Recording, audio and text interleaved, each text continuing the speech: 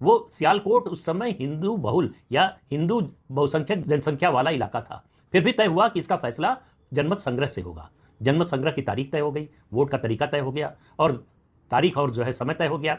जब मतदान शुरू हुआ तो मुसलमान सुबह से उठकर लाइन में लग गए और सबसे पहले वोट देकर आए।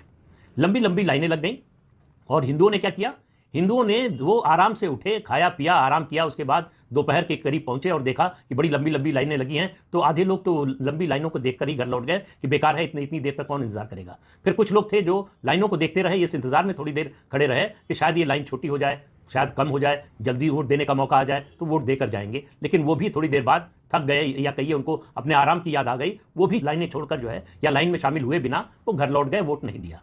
इस जनमत संग्रह का नतीजा यह आया कि 55,000 मतों से यह प्रस्ताव पास हुआ कि सियालकोट को पाकिस्तान में शामिल किया जाए।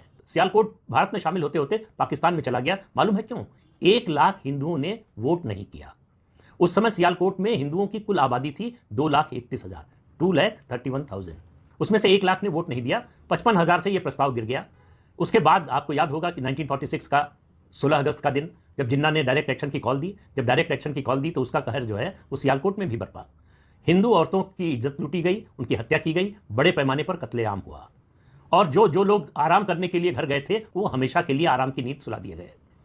और 1951 यानी ये 1941 के सेंसस की फिगर बताई मैंने, 2,31,000 हिंदू पॉपुलेशन थी। और 1951 यानी 10 साल बाद जब सेंसस हुआ, और जब ये मैं बता रहा हूँ 1941 के सेंसस के आधार पर, तो 1946 की बात कर रहा हूँ। 1951 में जो सेंसस हुआ उसके मुताबिक सियालकोट में हिंदुओं की आबादी केवल 10,000 बची, केवल 10,000 बची। और 2017 की फिगर के अनुसार सियालकोट में हिंदुओं की आबादी सिर्फ 500 है।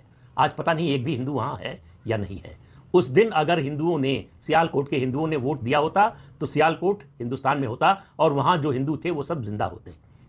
तो वोट न देने का क्या असर हुआ ये आप इस बात से समझिए। एक वोट न डालने से, ये सोचकर कि हमारे एक वोट न देने से क्या होता है, क्या उसका नतीजा होता है, ये उसका सबसे बड़ा